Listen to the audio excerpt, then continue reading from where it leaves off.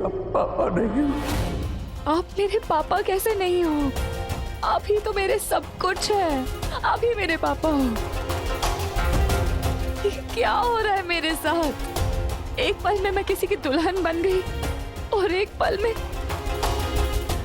मैं अपने पापा की बेटी भी नहीं रही।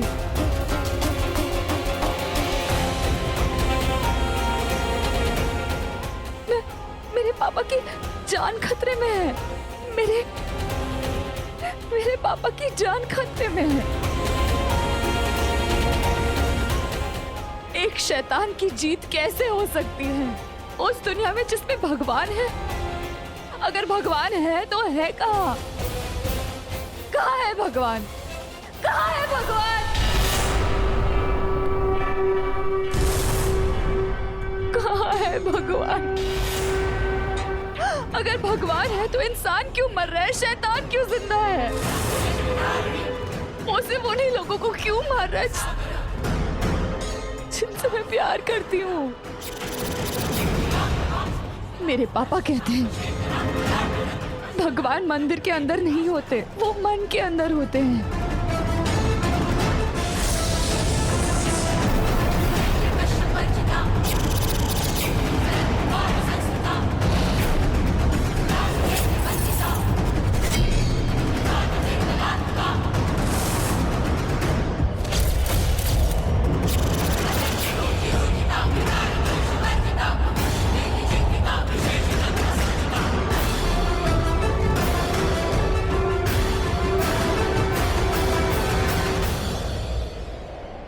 ये तस्वीर, ये किसकी तस्वीर है? फूली ने जो जेवर भेजे थे उसके अंदर भी इन्हीं लोगों की तस्वीर थी। ये लोग कौन है? कौन है ये लोग?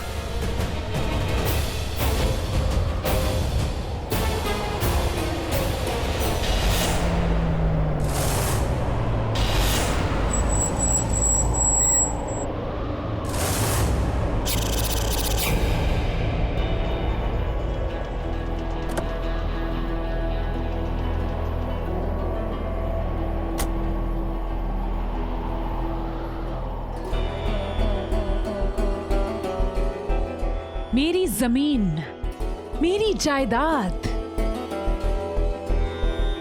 ये मेरी जमीन है और मैं इसकी जमींदारिन।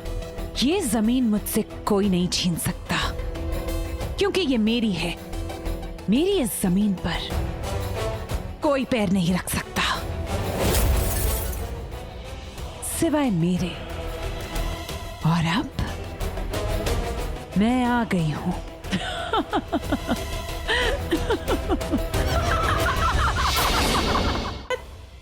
शायद तेरे पिताजी जानते होंगे, शायद वही तुझे बता दे। नहीं बता सकते ना, वो कोमा में चले गए। मैं क्या करूं? मैं बहुत बेबस हूँ। नहीं, कोई बेबस नहीं होता। जब इंसान के बस में कुछ नहीं होता है ना, तो वो होता है। वो कभी ना कभी किसी ना किसी के रूप में किसी ना किसी को भेज ही देता है। कभी उस जमींदारी ने भी सोचा था कि वो जमींदार साहब को मार के इस पूरे विरासत की मालकिन बन जाएगी, पर वो नहीं बनी और वो बन गया ब्रह्म राक्षस।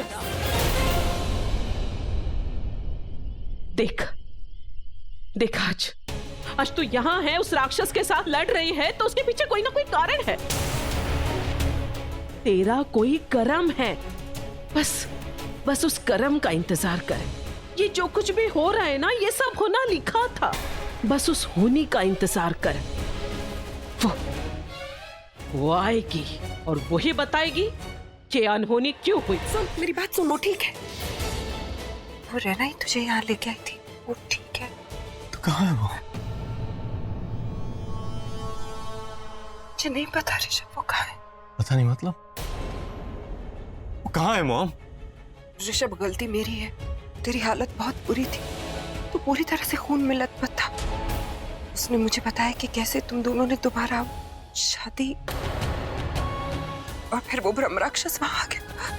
कैसे तुम दोनों के वार से वो वो भाग गया। लेकिन ऋषभ, तब तक मैं तुझे देख के बहुत डर गई थी। मैंने अपना सारा गुस्सा उस पे निकाल दिया और पता नहीं क्या भला बुरा कह दिया। उसके बाद वो वहां से चली गई।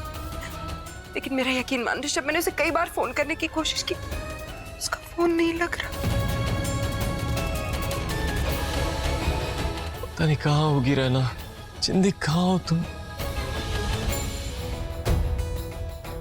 अरे ऋषभ कहाँ है? वो अब हॉस्पिटल में है और हम सब वहीं जा रहे हैं। हॉस्पिटल? क्या हुआ है? वो सुरेश भाई साहब हॉस्पिटल में है ना, इसीलिए ऋषभ उनको वहीं देखने गया है। हम सब बस हॉस्पिटल ही जाने वाले थे। अपुमा, आपको पता है क्या हुआ? ऋषभ भैया और रैना दोनों ब्रह्म राक्षस को मारने निकले थे। पूरी तैयारी के साथ निकले थे और आपको पता आगे क्या हुआ?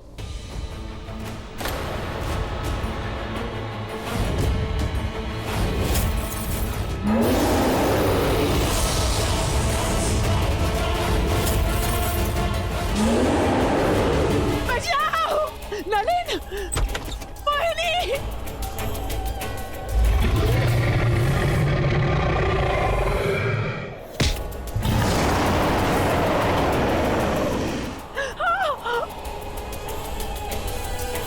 तुझे क्या लगा कि तू मुझसे बच जाएगी?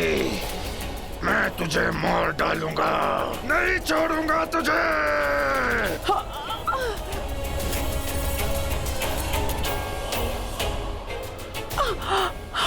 अपुमा! अपुमा! अपुमा! इन लोगों को भी अभी आना था।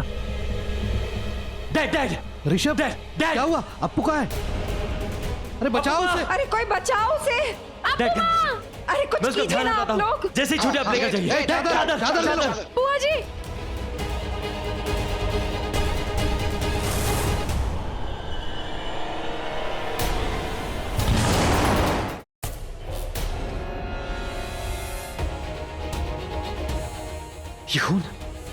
ये खून किसका है? मार दूंगा तुझे।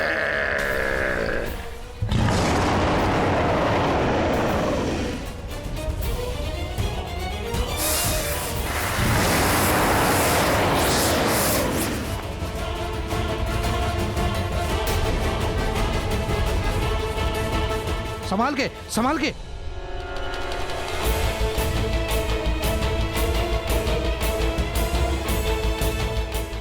अप्पू तुम ठीक हो? मुझे मार डालेगा। नहीं,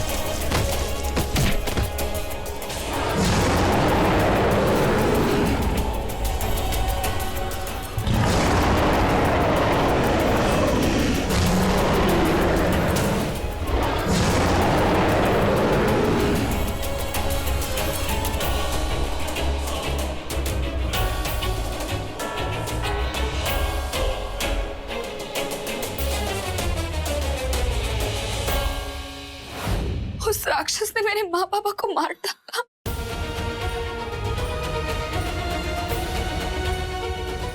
मार डाला मेरे मम्मी पापा को उसने।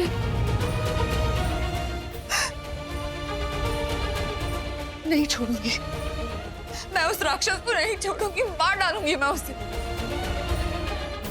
मार डालूंगी मैं उस राक्षस को, मार डालूंगी। मेरे मम्मी पापा को मार डाला उसने, मैं उसे नहीं छोड़। दिल कहता है कि वो बहुत कुछ जानती है। उसकी आंखों में कुछ अजीब सा था। ये अनहोनी अपराजिता, ये वही अपराजिता है जिसने संजय से शादी की और मारकर उसे ब्रह्म राक्षस बना दिया। हमारे सामने अब सबसे बड़ी प्रॉब्लम है ये अप्पू। उसका कुछ करना पड़ेगा। ये नलन ऐसे क्यों बात कर रहा था? हमारे पास दूसरा रास्ता नहीं है और ये कुर्बानी आखिरी होगी।